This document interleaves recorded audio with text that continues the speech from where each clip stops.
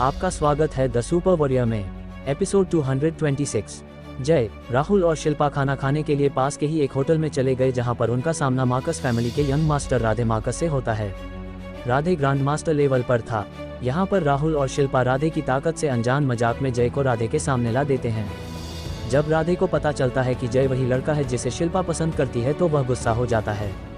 दोनों के बीच एक पंच का मुकाबला होता है जिसमें जय ज्यादा पीछे हटता, लेकिन जब सभी आसपास के योद्धा राहुल और शिल्पा देखते हैं कि नुकसान जय को नहीं बल्कि राधे को हुआ है तो वे दंग रह जाते हैं। राहुल जो कि सोच रहा था राधे को अपनी फैमिली की मदद से धमकाने का, वो भी रुक जाता है।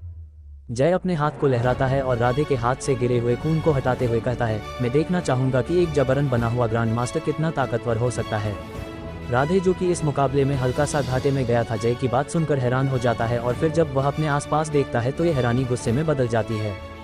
वह अपनी मुट्ठी को भींचता है और फिर अपनी कुल्हाड़ी को निकाल लेता है जो कि मास्टर लेवल के पीक का हथियार था। उस हथियार को देखकर राहुल और शिल्पा घबरा जाते हैं। वह हथियार मार्कस फैमिली के सबसे ताकतवर हथियारों में से एक विध्वंसक कुल्हाड़ी थी। वे ये सोच रहे थे कि राधे के पास ये कुल्हाड़ी कहाँ से आई, ये तो मेजर जनरल राघव मार्कस का हथियार थी। वहीं राधे उन सभी के भावों को देखकर हंसने लगता है। वह कहता है, चाचा जी ने मुझसे खुश होकर ये कुल्हाड़ी मुझे दी है। अब मैं देखता हूँ कि तुम किस तरह से अपना वही घमंडी स्वभाव दिखाते हो। जय जो कि उस हथियार को देखकर थोड़ा हैरान हुआ था, अब बिल्कुल सामान्य अवस्था में आ गया था और उसके चेहरे पर एक मुस्कान आ जाती है। वह कहता है, ये कुल्हाड़ी थोड़ी बढ़िया दिख रही है, बस इसमें एक विध्वंसक लिपि की कमी है। जय के बिना बदले स्वभाव को देखकर एक पल के लिए सभी दंग रह जाते हैं। फिर राधे जोर जोर से हंसना शुरू कर देता है। वह कहता है, तुम दिखावा बहुत करते हो। मेरी कुल्हाड़ी खराब हो तो खराब ही सही, लेकिन आज तुम्हारी मौत इसी के हाथों लिखी है। अच्छा, ऐसी बात तो चलो फिर शुरू करते हैं। जय उसी बेफिक्री वाले अंदाज में कहता है, अरे ये दोनों कौन है और यहाँ पर क्यों लड़ रहे हैं? वो तो मार्कस फैमिली का यंग मास्टर राधे है ना, और उसके सामने वाला लड़का कौन है, इसे तो आज तक इस शहर में नहीं देखा। अरे वो सब छोड़ो, ये Radhe Marcus grand master level पर कब पहुंच गया है? तो ये उस जीनियस के बाद दूसरा सबसे जवान योद्धा है ग्रांड मास्टर लेवल पर पहुंचने वाला।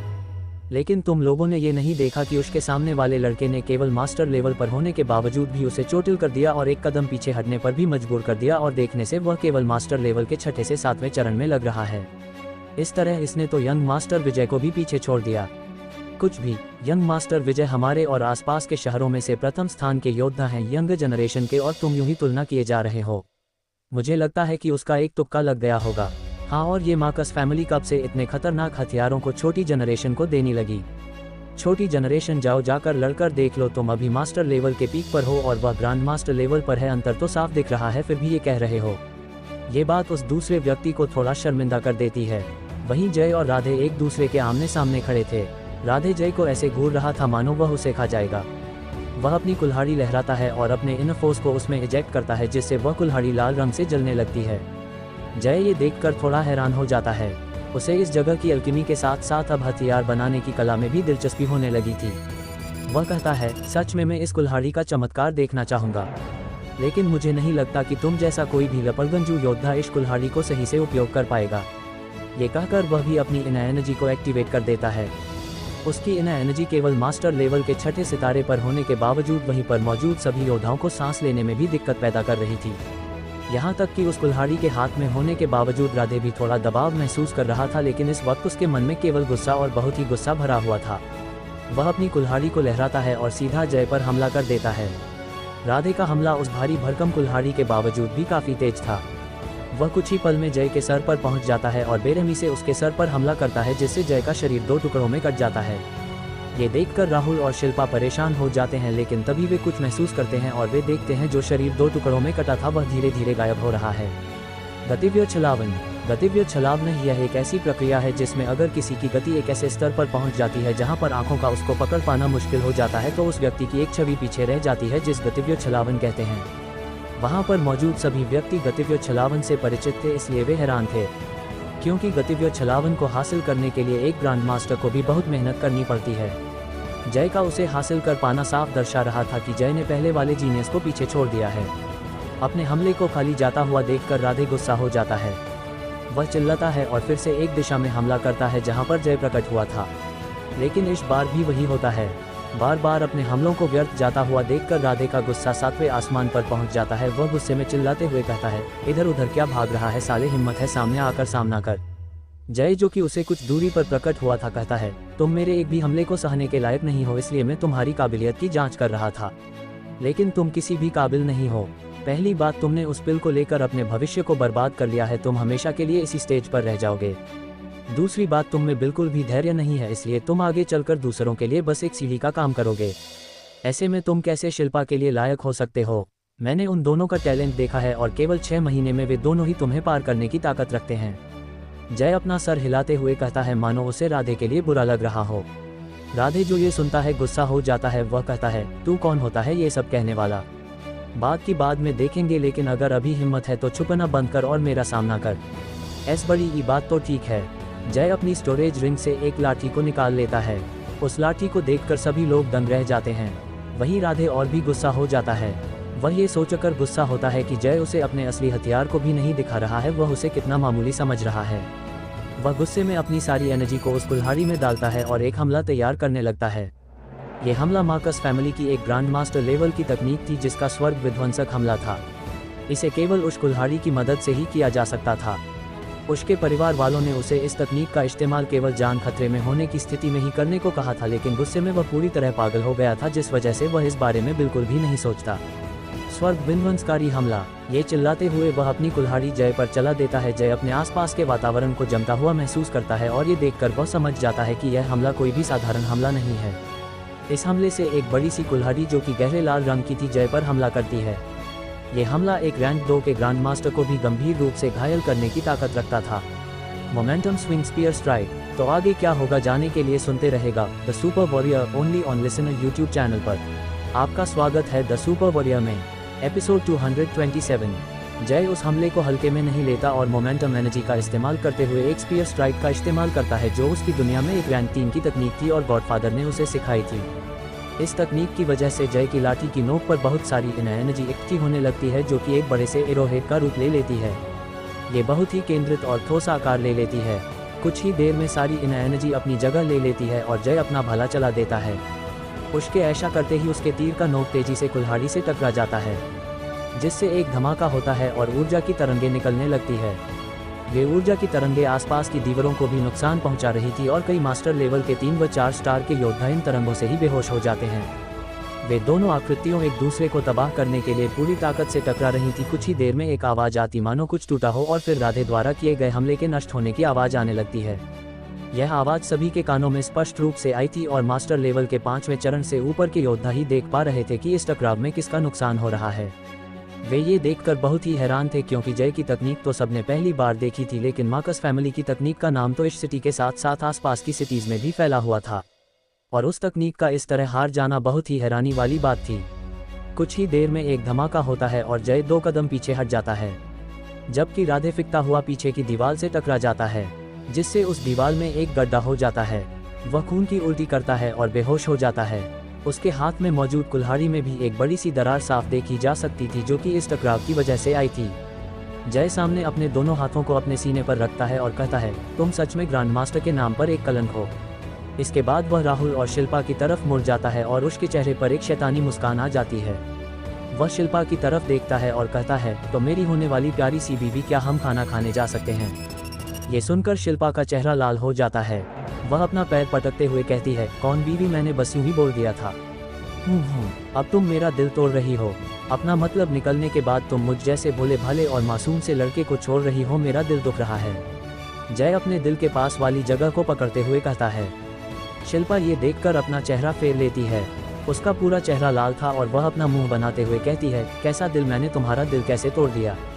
वहीं राहुल जो पास में खड़ा था जय से कहता है, जय मेरा मतलब जीजा जी, आपने अभी जिस तकनीक का इस्तेमाल किया वह तकनीक कौन सी थी? जय ये सुनकर हंसता है और कहता है, तुम्हारी यह बात मुझे पसंद आई, इसलिए मैं तुम्हें बता देता हूँ। ये तकनीक तो मामूली सी तकनीक थी, असली कमाल मोमेंटम एनर्जी का था। मोमेंटम एनर्जी वो क्या होती है? राहुल कंफ्यूज होते हुए पूछता है। नहीं पता, कोई बात नहीं, वैसे भी अब हम जीजा साले में तुम्हें सिखा दूंगा। अगर मेरी होने वाली पत्नी का दिल करे तो वह मुझसे बोल सकती है। जय शिल्पा की तरफ देखते हुए कहता है।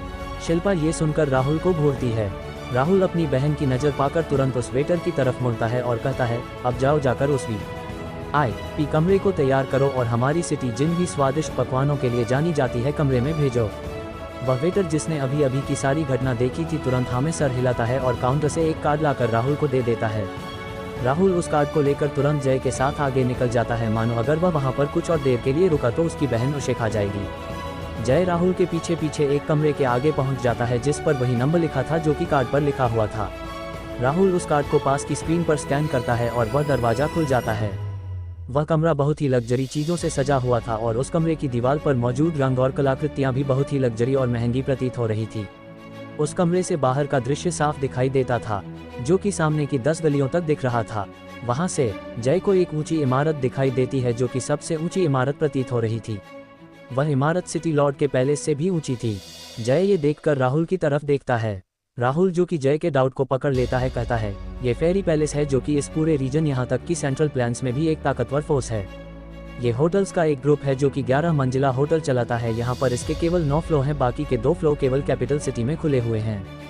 ये होटल केवल होटल ही नहीं बल्कि एक जासूस संस्था भी है जो कि आपको कोई भी जानकारी लाकर देती है, बस उसकी कीमत अच्छी होनी चाहिए। इसके पीछे एक बहुत ही ताकतवर फोर्स का हाथ है और कहा जाता है कि यह ताकतवर फोर्स नालंदा यूनिवर्सिटी के जितनी ही ताकतवर है। जय ये सुनकर इस फेरी पैलेस में दिलचस्पी लेने लगता है। वह उस इमारत की तरफ देखता है तो पाता है कि उस इमारत पर एक निशान बना हुआ है जो कि एक परों वाली महिला को दर्शा रहा है। जय उस निशान से एक अलग सी ऊर्जा भी महसूस कर पा रहा था।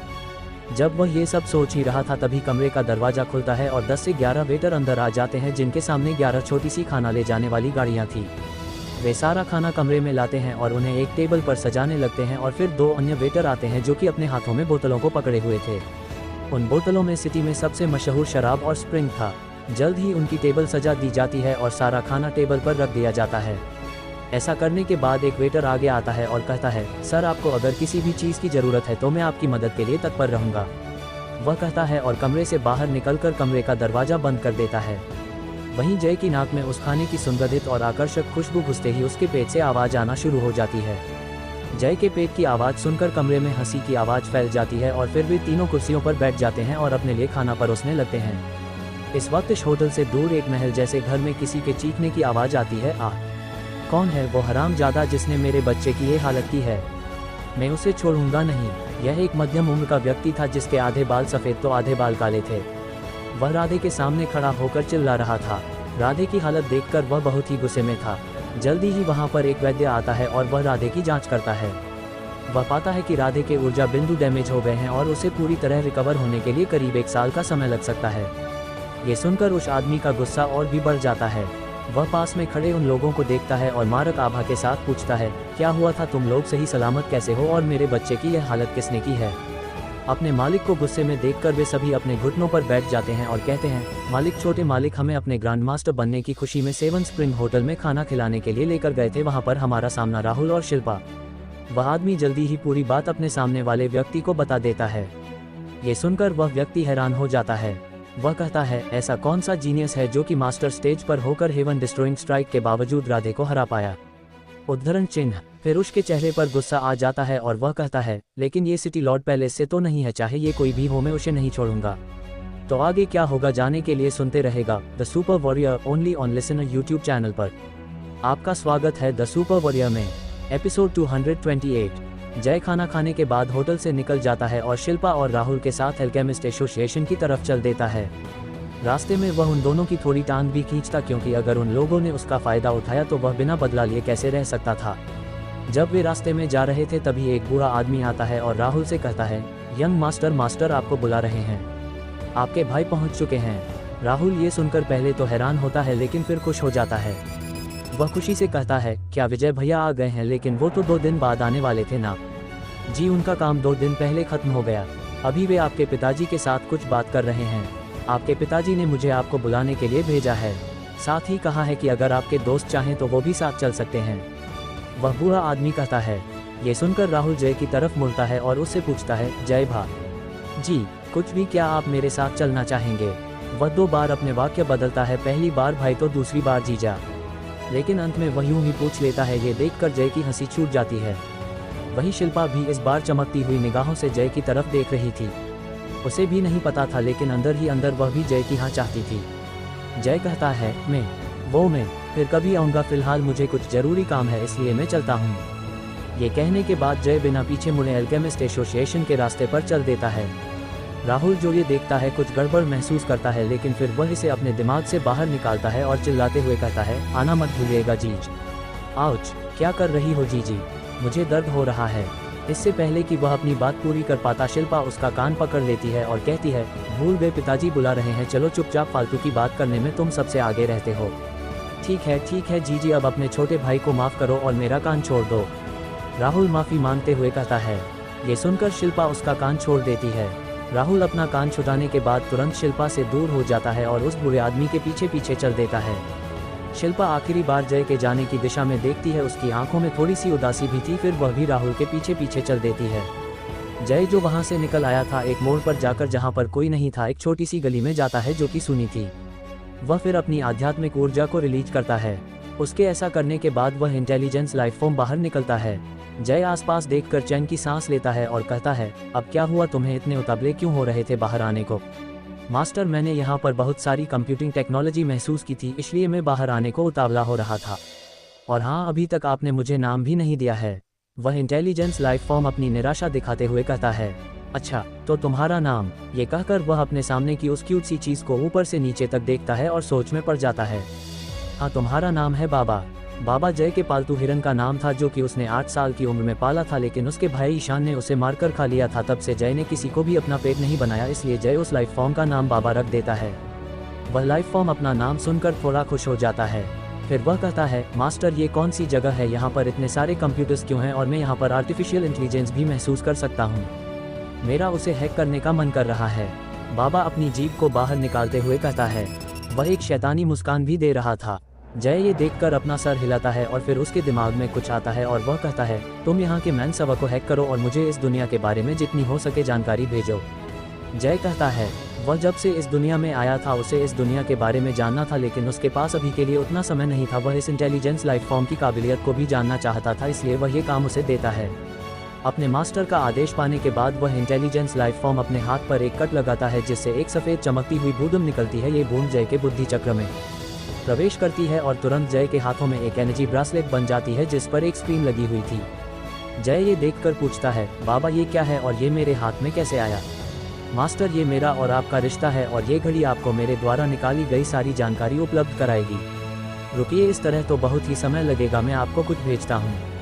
ये कहने के बाद बाबा अपना नन्हा और प्यारा सा हाथ जय के माथे पर रखता है और जय के शरीर में कुछ जानकारी भेजता है। उस जानकारी को प्राप्त करने के बाद जय को उस घड़ी के वहां पर होने और उसके उपयोग के बारे में सब कुछ पता चल गया था। वह उस सब की जांच करता है और फिर बाबा से कहता है, तुम अब यहाँ पर मडराना बंद करो और काम पर लग जाओ। ये सुनकर बाबा अपनी जगह से एक एनर्जी में बदलता है और उस घड़ी में प्रवेश कर जाता है। जय ये देखता है और वह भी उस सुनसान गली से बाहर निकल आता है। इसके बाद वह अल्केमिस्ट एसोसिएशन की तरफ बढ़ जाता है। जल्द ही वह उस खाली सड़क से भीड़ भाड़ वाली सड़क पर आ जाता है।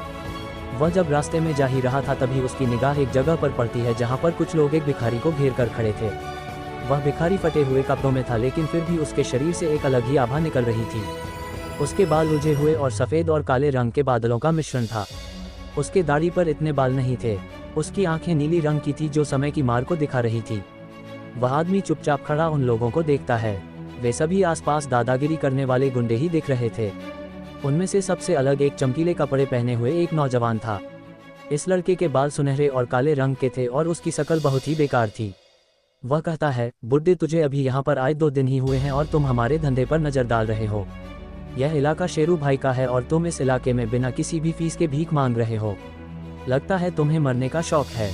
वह बूढ़ा आदमी अपने सामने वाले व्यक्ति की बात सुनकर कहता है, यहाँ पर तुम्हारे शेरू भाई ने रजिस्ट्री नहीं करा ली है। ये जगह सिंह एम्पायर की है और तुम इस पर अपना दावा करने की सजा जानते हो। वह लड़का अपने सामने वाले भिखारी की धमकी को सुनकर और भी गुस्सा हो जाता है। वहीं जय की हैरानी भी बढ़ जाती है। वह अपनी फेरी आइज को एक्टिवेट करता है और पाता है कि उस व्यक्ति की इनर एनर्जी लगभग सिटी लॉर्ड जितनी ही है। ये चीज़ जय को बहुत ही हैरान करती है। आखिर एक सिटी लॉर्ड जितना ताकतवर इंसान भीख क्यों मांगेगा? लेकिन जल्दी ही जय गड़बड़ भी पता कर लेता है। वह बूढ़ा भले ही सिटी लॉर्ड जितना ताकतवर था, लेकिन उसकी इनर एनर्जी शील हो चुकी थी और ऐसा उसके ऊर्जा केंद्रों के तबाह होने की वजह से था। फिलहाल वह सुनहरे बाल वाला लड़का भिखारी के जवाब देने के कारण गुस्से में था। वह कहता है, साले बुड्ढे, तेरी हिम्मत कैसे हुई मुझसे बात करने की? लगता है तुझे तेरी जान की फिक्र नहीं है। वह अपने लोगों की तरफ देखता है और कहता है, मारो इसे। वे आदमी उस सुनहरे बाल वाले लड़के की बात सुनकर उस आदमी की तरफ आगे बढ़ते हैं और कहते हैं, तो चलो अब अपने हाथ साफ कर दिए जाए। ऐसा कहने के बाद वे सभी उस बूढ़े पर लात घूंसे चलाने के लिए आगे बढ़ते हैं। लेकिन इससे पहले कि वे लोग उस बूढ़े आदमी पर हमला कर पाते एक आवाज़ आती है, तुम लोग यहाँ क्या कर रहे हो? पता नहीं इस तरह पब्लिक जगह पर मारपीट करना अपराध है। वे सभी लड़के इस आवाज़ को सुनकर उस तरफ देखते हैं तो पाते हैं कि एक लड़की एक तरह की यूनिफॉर्म पहने उसी तरफ आ रही है, जिसे देखकर वे घबरा जाते हैं। तो आगे क्या होगा जाने के लिए सुनते रहेगा the super warrior only on listener YouTube channel पर। आपका स्वागत है द सुपर वॉरियर में। एपिसोड 229। जब वे लड़के उस भिखारी को मारने के लिए आगे बढ़ रहे थे तभी एक लड़की वहां पर आती है जो कि 21 से 22 साल की ही लग रही थी। वह उन लोगों को रोकती है। जब वे लड़के उस लड़की को देखते हैं तो वे परेशान हो जाते हैं। उनमें से एक कहता है, अरे ये ऑफिसर शान्विका कहाँ से आ गई? वह सुनहरे बालों वाला लड़का तुरंत अपने बाकी साथियों को रोक देता है और उस भिखारी से दूर हटने को कहता है। वह लड़की अब तक उन लोगों के पास आ गई थी। वह कहती है, क्या चल रहा है यहाँ पर? वह सुनहरे बालों वाला लड़का आगे आता है और कहता है, कुछ नहीं जाह्नविका जी, हम तो बस यहाँ पर खड़े होकर अपने भाई का इंतजार कर रहे थे। तुम्हें लगता है कि तुम सब क्या करते हो मुझे पता नहीं है। बस एक बार तुम सब हत्थे चढ़ जाओ। तुम सबको नर्क नहीं दिखा दिया तो मेरा नाम भी जाह्नविका नहीं। अब सब यहाँ से जगह खाली करो और अगली बार में तुम लोगों को इस तरह किसी को परेशान करते हुए देख लिया तो। वह ये कहते हुए अपनी एनर्जी को रिलीज करती है जिससे सामने वाले सभी लड़कों की दम घुटने लगती है। वह लड़की ग्रैंड मास्टर स्टेज के 5वें चरण पर थी। वह लड़का जाह्नविका का गुस्सा होकर परेशान हो जाता है। वह बचने के लिए आसपास देखता है तो उसकी नज़र जय पर जाती है। जय भी उसकी नज़र से थोड़ा हैरान हो जाता है। वह अपने आसपास देखता है और पाता है कि कोई भी नहीं है। वह सुनहरे बालों वाला लड़का तुरंत कहता है, अरे भाई आप वहाँ पर क्या कर रहे हो? हम कब से यहाँ पर आपका इंतजार कर रहे हैं। जय अपनी तरफ इशारा करते हुए कहता है, तुम मेरी बात कर रहे हो? अरे भाई आप नहीं तो कौन भाई? जल्दी आइए, ऑफिसर शान्विका हम लोगों को गलत समझ रही हैं। ये कहकर वह ऑफिसर शान्विका की तरफ इशारा कर देता है। शान्विका की नज़र भी जय पर जाती है जो कि उससे 2 साल छोटा ही था।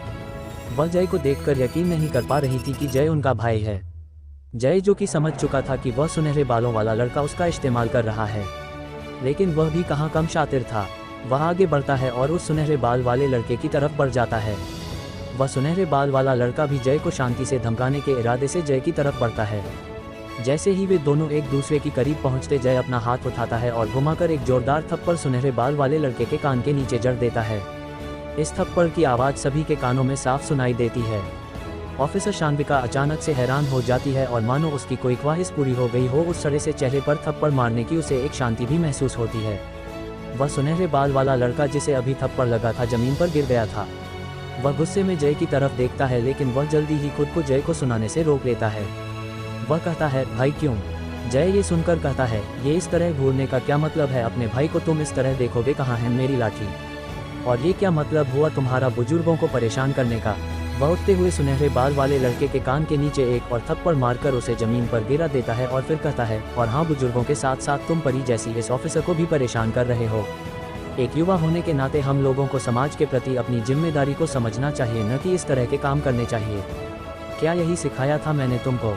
वह फिर से उठते हुए उस सुनहरे बाल वाले लड़के कान के नीचे एक थप्पड़ जड़ देता है और कहता है, तुम लोगों ने मुझे निराश किया है।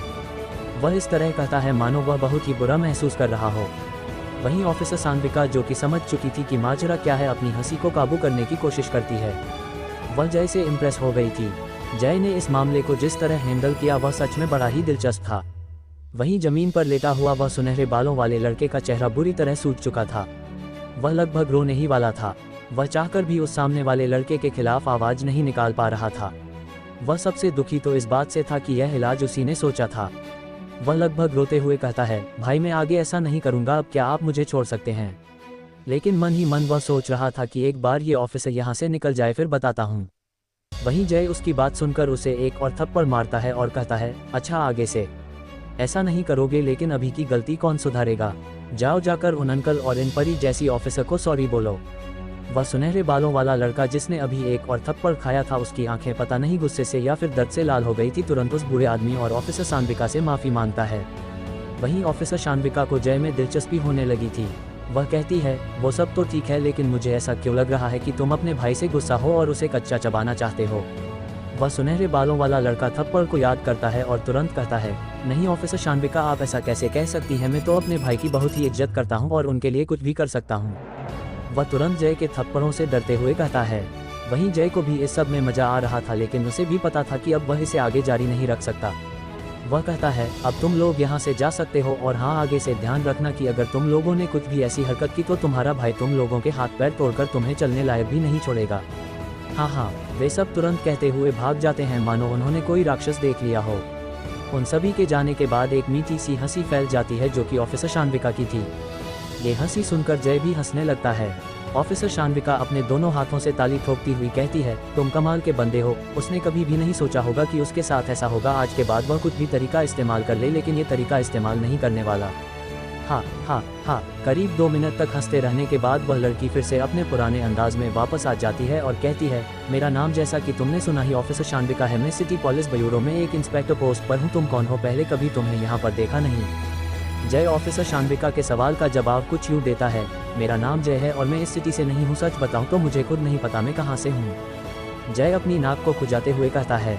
उसकी बात सुनकर ऑफिसर अवंतिका हैरान हो जाती हैं और फिर हंसते हुए कहती है, तुम्हें खुद ही नहीं पता कि तुम कहाँ से आए हो?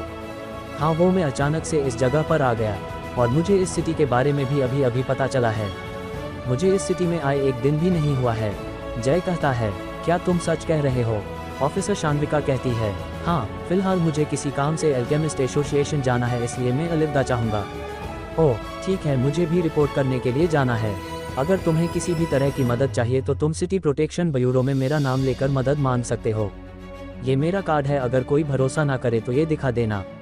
ऑफिसर शान्विका कहती है। ये देखकर जय थोड़ा कंफ्यूज हो जाता है। वह कहता है, आप हमेशा ही इस तरह भरोसा करती हैं या फिर मुझ में कुछ खास बात है? वह लड़की यह सुनकर हंस देती है और फिर कहती है, तब ये समझ लो कि तुम खास हो। वह ये कहती है और वहाँ से हंसते हुए निकल जाती है। जय भी अपना सर हिलाता है और फिर अपना ध्यान उस भिखारी पर कर देता है। वह भिखारी भी जय की नज़र को देखकर थोड़ा हैरान होता है, मानो उसके सामने वाला बच्चा उसके भीतर तक झांक सकता हो। जय उसे इस तरह देखकर कहता है, लोकेश जी, क्या हम बात कर सकते हैं? ये सुनकर वह आदमी बुरी तरह से हैरान हो जाता है और तुरंत अपनी कुल्हाड़ी को बाहर निकाल लेता है। तो आगे क्या होगा जाने के लिए सुनते रहेगा the super warrior only on listener YouTube channel पर। आपका स्वागत है द सुपर वॉरियर में। एपिसोड 230। ऑफिसर शान्विका के जाने के बाद जय उस भिखारी की तरफ मुड़ता है और कहता है, लोकेश जी, क्या हम बात कर सकते हैं? वह भिखारी जय के कहे गए शब्दों को सुनकर दंग रह जाता है और तुरंत प्रतिरक्षा की मुद्रा में आ जाता है, मानो वह किसी भी पल जय पर हमला करने के लिए तैयार हो। जय को इस भिखारी की पहचान अपने बाबा यानी कि उस इंटेलिजेंस लाइफ फॉर्म से मिली थी। उस लाइफ फॉर्म के मुताबिक उसके सामने वाले इस भिखारी जैसे दिखने वाले व्यक्ति का नाम लोकेश राव है और यह इस जगह का नहीं है, बल्कि उत्तरी क्षेत्र की कैपिटल सिटी अनूपपुर की एक बहुत ही प्रतिष्ठित फैमिली का लीडर था। आज से कुछ महीने पहले उसके भाई ने कुछ बाहरी ताकतों की मदद से उसके परिवार को खत्म कर दिया और उसे भागकर छुपना पड़ा। वह इसी भाग दौड़ में यहाँ पर पहुँचा, लेकिन रास्ते में उनसे बचने के प्रयत्न में उसे एक तकनीक का इस्तेमाल करना पड़ा, जिसकी वजह से उसकी कल्टीवेशन शील हो गई। वह हैरान इसलिए था क्योंकि उसे उम्मीद नहीं थी कि इस जगह पर भी उसके वर्तमान भिखारी वाले हुलिये में कोई उसे पहचान लेगा। ये उसने सोचा नहीं था। वह इंटेलिजेंस लाइफ फॉर्म न केवल आंतरिक बल्कि बाहरी खबरें भी जय को दे देता है, जिससे जय को पता चलता है कि यह व्यक्ति अपनी बातों का पक्का और ईमानदार है। वह कहता है, तुम्हें इतना हैरान होने की जरूरत नहीं है। मैं बस इतना कहूँगा कि अगर तुम अपने परिवार का बदला लेना चाहते हो और वापस से वही प्रसिद्ध योद्धा टाइगर कमांडर ऑफ नॉर्थ बनना चाहते हो तो फिर तुम मेरे साथ चल सकते हो, अगर नहीं तो तुम कौन और हम कौन। जय ये कहता है और बिना उसकी तरफ द्वारा देखे अपने रास्ते पर चल देता है। वह भिखारी वहां पर खड़ा अपनी प्रतिरक्षा को बिल्कुल भी कम नहीं करता। जब जय उसकी आंखों से काफी दूर तक चला जाता है तब वह कुछ सोचता है और फिर तेज कदमों से जय की दिशा में चल देता है। जय अपनी धुन में रास्ते पर चलता रहता है। कुछ ही समय में वह एक बड़ी सी इमारत के सामने पहुंच जाता है, जिसके आगे बड़े और चमकते हुए अक्षरों में लिखा था, एल्केमिस्ट एसोसिएशन। जय उस नाम को देखता है और फिर एक बार अपनी नज़र पूरी इमारत पर घुमाता है। उसके सामने वाली इमारत भले ही केवल 3 मंजिला था, लेकिन वह एक बहुत बड़े इलाके में फैली हुई थी। वह लगभग 300 तारांकन 500 मीटर के क्षेत्र में फैली हुई एक 3 मंजिला इमारत थी, जिसके आसपास ही औषधियों की सुगंध आ रही थी। वहीं तीसरी मंजिल पर बहुत सारे उपकरण लगे हुए थे, जिनका उपयोग जय को नहीं पता था। उन सभी उपकरणों के बीच में एक 3 वृत्तों वाला, जो कि आपस में एक लूपहोल की तरह जुड़े हुए आकृति लगी हुई थी, जिसे देखने मात्र से पता चल रहा था कि वह एक खास यंत्र है। जय उस पूरी इमारत पर एक नज़र घुमाता है और फिर मुख्य दरवाजा, जो कि करीब 15 फुट ऊंचा था और उसके ठीक ऊपर एक बड़ा सा पिल बनाने वाला फर्नेस की आकृति बनी हुई थी, से होते हुए उस इमारत में प्रवेश करता है। बाहर जो औषधियों की सुगंध हल्की सी थी, अंदर पहुंचते ही वह सुगंध काफी तेज हो जाती है। उसके सामने एक बहुत ही चौड़ा हॉल प्रकट होता है जिसमें बहुत सारी बेंचेस लगी हुई थी जिन पर बहुत से लोग बैठे हुए थे। वहीं उस हॉल के सामने वाले हिस्से में बहुत से दरवाजे थे। लोग उन दरवाजों में प्रवेश कर रहे थे और बाहर आ रहे थे। ये हॉल पूरी इमारत के क्षेत्रफल का 1/4 था और जय के मुताबिक बाकी के हिस्से में औषधि संग्राहक कमरे और रिफाइनिंग कमरे बने हुए थे जो कि यहीं से मैनेज होते हैं। जय के सामने 2 सीढ़ियां थी जो कि बहुत ही लग्जरी तरीके से सजी हुई थी और उन सीढ़ियों के बीच की 10 फुट की जगह पर एक बड़ा सा काउंटर बना हुआ था जहां पर 3 महिलाएं अपने काम में लगी हुई थी। उनका काम यहां पर आने वाले लोगों के सवालों का जवाब देना और एल्केमिस्ट्स के लिए एल्केमी रूम बुक करना था। जय अपने पास से उस टोकन को निकालता है जो कि एक खास तरह की धातु से बना हुआ था जिसमें एक गर्म ऊर्जा हमेशा रहती थी। जय जब भी इस टोकन को पकड़ता है वह एक गर्म ऊर्जा का अनुभव करता है। वह उस टोकन को देखता है और फिर काउंटर की तरफ बढ़ जाता है। काउंटर पर बैठी तीनों महिलाएं जय को देखती हैं और अपनी जगह ले लेती है। उनमें से एक कहती है, देखो कितना सुंदर लड़का है, ये मेरा क्लाइंट है, बता देती हूँ। हर बार सुंदर दिखने वाले क्लाइंट को तुम रख लेती हो, ये मेरा क्लाइंट है। दूसरी महिला कहती है। ये सुनकर पहली महिला कुछ सोचती है और कहती है, हम दोनों तो कोई ना कोई क्लाइंट ले ही लेती हैं, ये वाला क्लाइंट हम राशि को दे देते हैं, वैसे भी वह उसी की उम्र का लग रहा है और वैसे भी राशि नहीं है काम पर तो उसे आसानी भी होगी। ये कहकर दोनों महिलाएं तीसरी महिला की तरफ देखते हैं जो कि एक 19 से 20 साल की लड़की थी और उसके हाव भाव से समझ आ रहा था कि वह इस काम पर अभी नहीं है। वह उन दोनों महिलाओं से कहती है, धन्यवाद दीदी। दोनों महिलाएं अपना सर हिलाती हैं और वापस से बैठ जाती है और वह लड़की काउंटर पर अपनी जगह ले लेती है। जय अब तक काउंटर पर पहुंच गया था। वह लड़की जय को देखकर कहती है, सर मेरा नाम राशि है और बताइए मैं आपके लिए क्या कर सकती हूँ। जय जो कुछ कहने ही वाला था नाम सुनकर रुक जाता है और फिर कहता है, क्या नाम बताया तुमने अपना? जी सर, राशि। वह लड़की कहती है। जय ये सुनकर मुस्कुराता है और कहता है, तुम्हारा नाम अच्छा है। क्या मैं जान सकता हूँ कि एक एल्केमिस्ट का टाइटल हासिल करने के लिए मुझे क्या करना होगा? वह लड़की जय के मुंह से अपनी तारीफ सुनकर हल्का सा ब्लश करती है और फिर अपने कंपोजर को सुधारकर जय के सवाल का जवाब देते हुए कहती है, जी सर, एल्केमिस्ट का बैज हासिल करने के लिए हमारे यहाँ पर एल्केमिस्ट एग्जाम होते हैं। इस एग्जाम में पार्टिसिपेट करने के लिए आपको बस अपनी पहचान दर्ज करानी होगी और एक फीस भरनी होगी। ओह, ये फीस कितनी है? जय पूछता है। अगर आप अपने साथ कोई भी औषधियाँ नहीं लाए हैं तो आपको 200 मैजिक स्टोन का भुगतान करना होगा और अगर आप अपने साथ औषधियाँ लाए हैं तो आपको 50 मैजिक स्टोन का भुगतान करना होगा। इसके बाद आप लेवल 1 के एल्केमिस्ट के एग्जाम में बैठ सकते हैं। वह लड़की कहती है। जय जो कि यह सुनता है कुछ सोचते हुए कहता है, वो सब तो ठीक है लेकिन मैं लेवल 1 के नहीं बल्कि लेवल 2 के एल्केमिस्ट एग्जाम में पार्टिसिपेट करना चाहता हूँ। उसके लिए क्या करना होगा? जी सर, उसके लिए आपको क्या कहा आपने? वह लड़की बोलते हुए अचानक से रुकती है और हैरानी से जय की तरफ देखती है। जय फिर से कहता है, जी मुझे एक रैंक 2 के एल्केमिस्ट एग्जाम में बैठना है। वह लड़की यह सुनकर बहुत ही हैरान होती है। वह बड़ी मुश्किल से अपनी हैरानी को कम करते हुए कहती है, जी सर, अगर आप रैंक 2 के एल्केमिस्ट एग्जाम में बैठना चाहते हैं तो आपको रैंक 1 के एल्केमिस्ट का टोकन या पहचान दर्ज करानी होगी और उसके साथ 200 मैजिक स्टोन जमा कराने होंगे। रैंक 2 के एल्केमिस्ट एग्जाम के लिए आपको औषधियों का खर्चा नहीं देना है। जय ये सुनकर कुछ सोचता है और कहता है, जी मेरे पास एक रैंक 1 के एल्केमिस्ट का टोकन तो नहीं है लेकिन मुझे किसी सीनियर ने ये टोकन दिया था और कहा था कि मैं सीधा रैंक 2 के एल्केमिस्ट का एग्जाम दे सकता हूँ। जय ये बोलते हुए अपनी जेब से उस टोकन को निकाल लेता है और उसे उस महिला की तरफ आगे बढ़ा देता है। वह महिला उस टोकन को लेती है और बाकी की 2 महिलाओं की तरफ मुड़ जाती है। बाकी की दोनों महिलाएं एक दूसरे की तरफ देखती हैं और फिर उस लड़की के हाथ में मौजूद टोकन को देखती हैं। वे दोनों उस टोकन को नहीं पहचानती थी लेकिन अपने सालों के अनुभव से ये बता सकती थी कि वह टोकन नकली नहीं है। उनमें से एक महिला खड़ी होती है और कहती है, सर आप कुछ देर तक रुकिए, मुझे इस टोकन की पहचान के लिए अपने मैनेजर से बात करनी होगी। जय हाँ में सर हिला देता है और वह महिला उस टोकन को लेकर उनके पीछे मौजूद कमरे में चली जाती है। जय को फिलहाल कोई भी काम नहीं बचा था इसलिए वह अपने सामने वाली लड़की से कहता है, तो सुंदरी क्या तुम मुझे इस एल्केमिस्ट एसोसिएशन के बारे में कुछ बता सकती हो? तो आगे क्या होगा जाने के लिए सुनते रहेगा the super warrior only on listener YouTube channel पर।